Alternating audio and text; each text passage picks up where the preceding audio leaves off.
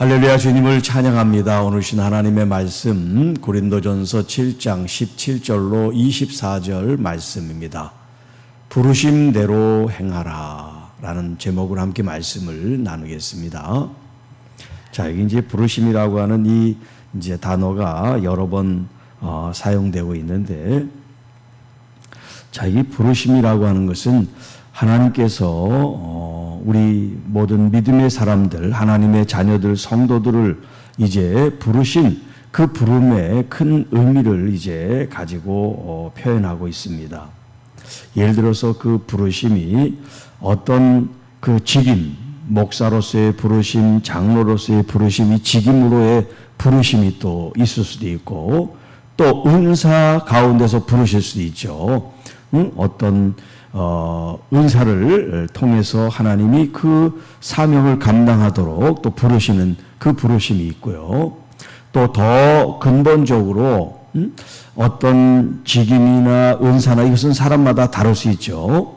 그런데 예수 그리스도 안에서 그리스도를 통하여 그리스도로 말미암아 우리가 하나님의 자녀로서 부르심을 받은 이 큰 의미에서 동일한 부르심을 우리가 다 받았다고 할 수 있어요. 은사나 직임은 다를 수 있지만 예수 그리스도 안에서 하나님의 자녀로서 부르신 그 큰 의미의 부르심은 모두가 다 똑같은 부르심이라고 할 수가 있습니다. 자, 오늘 여기에 등장하고 있는 이 부르심은 이제 큰 의미에서의 부르심이에요. 은사나 직임이 각각 다른 그런 부르심보다 우리 모두에게 주님께서 동일하게 이렇게 큰 의미로서 준 것을 가지고 이제 가정에서, 부부 간에, 혹은 어떤 성도 안에서 이런 부르심을 적용하는 삶을 이제 사도 바울이 우리에게 교육하고 있는데요. 자, 17절. 오직 주께서 각 사람에게 나누어 주신 대로 하나님이 각 사람을 부르신 그대로 행하라. 내가 모든 교회에서 이와 같이 명하노라. 각 사람에게 나누어 주신 대로 하나님께서 각 사람을 부르신 그대로 행하라. 그러니까 공통적으로 우리에게 주신 이 부르심이지만 이것은 우리가 받을 때 이 공동체로 받는 게 아니라 개인이 받는단 말이에요. 목회자인 저 자신이나 성도인 여러분들이나 개개인 각자 하나님의 부르심이라고 하는 그런 의미에서 주님의 부르심을 우리가 받았습니다. 그래서 각 사람은 부르심 그대로 행하는 것입니다.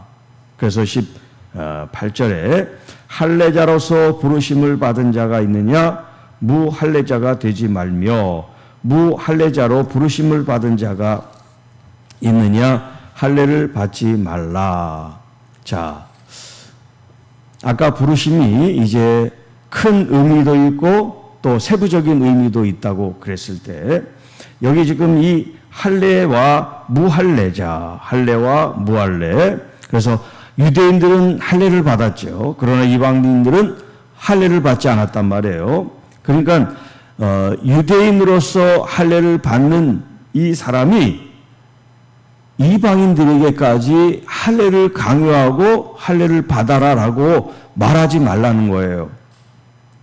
또 무할례자로서, 그러니까 이방인으로서 그리스도인을 이제 그리스도를 믿는 사람이 됐을 때 할례에 대해서 그것을 잘못됐다고 얘기하거나 또 자신도 할례를 받아야 된다라고 생각할 필요가 없다는 거예요. 왜냐하면 19절에 할례 받는 것도 아무것도 아니요 할례 받지 아니하는 것도 아무것도 아니로되 오직 하나님의 명령을 지킬 따름이라. 자, 할례 받는 것도 할례 받지 않는 것도 아무것도 아니다. 자, 우리가 이제 이렇게 아무것도 아니다 그러면 구약에서 왜 할례를 하나님께서 하라고 하셨나? 이렇게 아무것도 아닌데 라는 의문을 가질 수가 있어요. 자, 이 19절에 있는 말은 정말 할례가 아무런 의미도 가치도 없다는 얘기가 아니라 지금 사도 바울이 말하는 시점은 예수 그리스도를 통하여 이 모든 율법이 완성된 이후에 지금 얘기를 하고 있는 거예요. 그러니까 우리가 예수 그리스도 이전으로 돌아가서 할례를 받아야 된다, 할례가 필요 없다, 그런 이야기를 할 필요가 없다는 거예요. 왜? 지금은 예수 그리스도로 말미암아 이 모든 구약의 율법과 모든 행위가 완성된 그 이후에 지금 예수님께서 말씀하신 이 말씀을 사도 바울이 우리에게 의미를 적용시키고 있기 때문에 그렇습니다. 자, 할례라든 할례가 아니든 그리스도 안에서 우리가 새로 거듭난 사람이라는 게 중요한 거예요. 예를 들어서 유대인들이 할례를 받는데 그 의미는 없어져 버리고 행위만 남았을 때 그 할례는 아무것도 아니죠. 중요한 것은 의식이 아니에요. 행위가 아니에요. 그 가치와 의미를 가지고 사는 것이 중요하단 말이에요. 그런데 할례만 고집하고 할례의 뜻과 가치와 의미를 상실해 버린 것에 대해서 지금 얘기하는 거예요. 할례를 받는 것도 아무것도 아니요. 할례 받지 않는 것도 아무것도 아니다. 오직 하나님의 계명을 지킬 따름이라. 하나님의 계명을 지킬 따름이다. 그러니까 하나님의 그 말씀의 의도, 예를 들어서 계명을 주시면 우리에게 주신 그 계명의 그 의미가 있잖아요. 그 의미를 우리가 잘 생각하고 그 계명을 잘 살펴서 행해야 되는데 어떤 의미는 차치하고 이런 행위만이 남는 이 일에 대해서 지금 말씀하고 있어요. 자, 그래서 각 사람은 부르심을 받은 그 부르심대로 지내라. 내가 종으로 있을 때 부르심을 받았느냐? 염려하지 말라. 그러나 내가 자유롭게 될 수 있거든 그것을 이용하라. 자, 종이 됐든 자유인 됐든 하나님의 이 부르심이 종으로 부르시고 자유인으로 부르신 것이 아니라 주님의 그 큰 의미로서 우리에게 부르신 그 의미와 또 좁은 의미의 부르심, 그 사람의 신분이 종이든 자유인이든 상관없이 우리에게 주신 직임과 혹은 우리에게 주신 어떤 부르심의 어떤 사명들, 이런 것들이 각각 다르단 말이에요. 그러니까 지금 그 얘기를 하고 있는 거예요. 어떤 사람이 종으로 부름받아 평생 노예가 되고 종이 된다는 그런 의미가 아니라 내가 지금 처해 있는 신분과 지위와 처지가 어떠하든지 하나님의 그 부르심, 그 큰 의미에서 부르심이든 또 직임이나 은사나 이런 내게 환경과 여건 속에 주어진 구체적인 부르심이든 어떤 부르심이든 그 부르심에 초점을 맞춰서 생활을 하십시오. 종이니까 하나님의 부르심은 무시하고 나는 그냥 노예로 종으로 얽매여서 사는 게 아니라 또 자유인이라고 해서 나는 내 마음대로 할 수 있어. 내 마음대로 내 상을 내가 살아갈 거야 라고 생각하는 것도 잘못됐다는 거예요. 종이든 자유인이든 하나님의 부르심 안에서 우리가 살아가야 된다. 그 얘기를 지금 하고 있어요. 그래서 주 안에서 부르심을 받은 자는 종이라도 주께 속한 자유인이요. 또한 그와 같이 자유인으로 있을 때 부르심을 받은 자는 그리스도의 종이라. 하나의 어떤 역설적인 의미를 지금 두고 있는데, 자, 이 세상에서 종으로 있던 사람이 부르심을 받았어요. 그리스도 안에서 부르심을 받은 그리스도인이에요. 그러니까 그리스도 안에서 그는 자유롭게 됐다는 거예요. 그런데 자유로운 사람이 부르심을 받았어. 그 사람은 그리스도의 종이 되라. 이런 지금 표현을 하고 있어요. 자, 우리가 잘 이해를 해야 되겠는데, 종이든 자유인이든 그리스도에 속해 있는 사람들이다. 그리스도에게 속해 있어서 우리는 그리스도 안에서 자유로울 수도 있고 그리스도의 종이 될 수도 있는 거예요. 이게 어떤 강요에 의해서 명령에 의해서 그리스도의 종이 되라는 게 아니라 우리가 자유로울 수 있는데 스스로 종으로 주님께 얽매이고 속해 있어서 주님의 말씀에 순종합니다라는 그런 의미를 갖고 있어요. 자, 여러분들은 값으로 사신 것이니 사람들의 종이 되지 마십시오. 지난 시간에도 나온 말이죠. 값으로 산바됐다. 그것은 그리스도의 몸값, 생명값을 지불해서 우리가 그리스도인이 되고 하나님의 자녀가 됐다. 그런 이야기를 했죠. 그게 바로 대가를 지불하는 거예요. 대속, 속전, 구속, 구원받은 거예요. 그냥 구원받은 게 아니라 예수님이 십자가를 통하여 언카운터블, 계산할 수 없는 그런 놀라운 가치를 가지고 우리를 사셨어요. 그런 의미의 우리는 그리스도의 종이 된 거예요. 그런데 그 종은 자유로운 종이 된 거예요. 어떤 사회적 지위로 종이 된 게 아니라 기쁘고 감사함으로 우리가 종이 된 거예요. 자원하여 자처해서. 자, 형제들아, 너희는 각각 부르심을 받은 그대로 하나님과 함께 거하라. 자, 여러분, 우리가 믿음 생활합니다.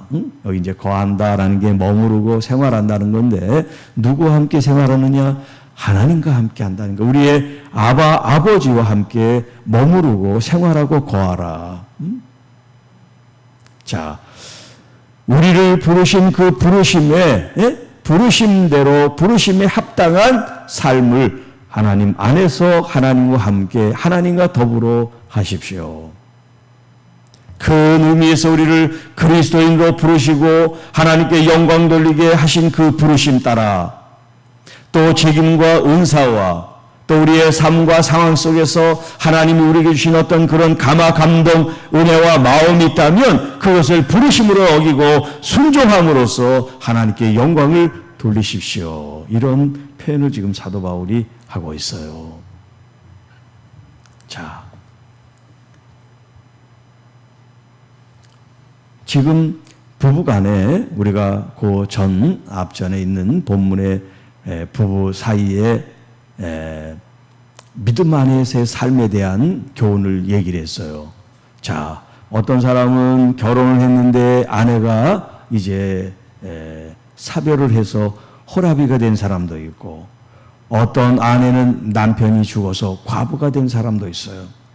자, 그러면 그 상황, 그 때에 따라 하나님께서 지금 나의 남편을, 나의 아내를 부르셨으니까 이제 나는 홀로 주님 안에 살아야 되겠다라고 하는 그런 마음이 드는 것, 그것도 부르심이죠. 그런 부르심이 있을 때는 혼자 사는 것, 혼자 하나님 안에서 사는 것이 좋습니다만은 이 정욕으로 말미암아 혼자 있는 것이 외롭고 괴로울 때는 결혼을 하는 것, 그것도 하나님의 부르심 안에 속할 수 있습니다. 이런 의미에서 지금 이 본문으로 점점 확대돼서 지금 우리에게 말씀하고 있어요.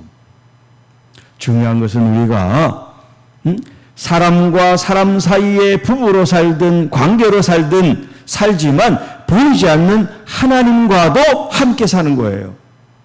그러니까 믿지 않는 사람과의 어떤 갈등과 어떤 그 고통, 이런 것을 잘 우리가 그리스도 안에서 해결하지 않으면 하나님 안에서의 이런 부르심의 삶에 어떤 불균형이 이루어질 수가 있어요.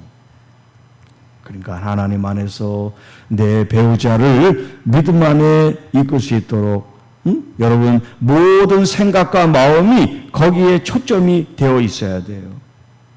그 영혼이 주께로 돌아올 수 있도록 주어진 어떤 상황 속에서 주님이 그것을 통해서 그 영혼을 만지실 수 있도록 끊임없이 기도하고 또 여러분이 선한 마음으로 사랑하고 축복함으로 그 영혼이 감동받고 주 앞에 나올 수 있도록, 그래서 부르심대로 하나님 안에서 하나님 안에 거하라.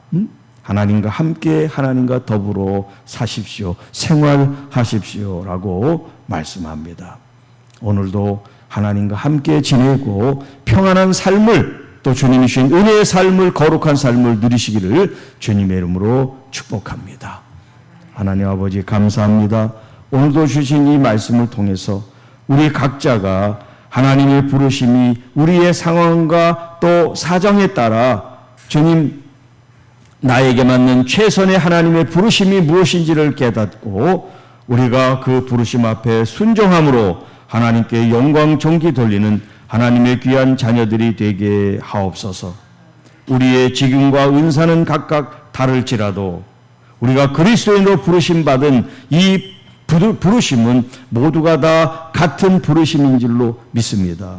복음의 진리에 합당한 삶을 살게 하시고 이 땅에서 하나님의 거룩한 자녀로서 빛으로서 우리가 어둠을 물리치고 죄를 물리치고 승리하는 하나님의 귀한 자녀들이 되게 하옵소서.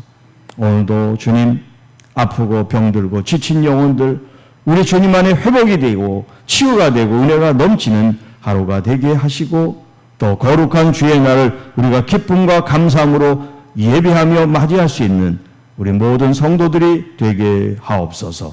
이 모든 말씀 우리를 권해주신 우리 구주 예수님의 이름으로 감사하며 축복하며 기도하옵나이다.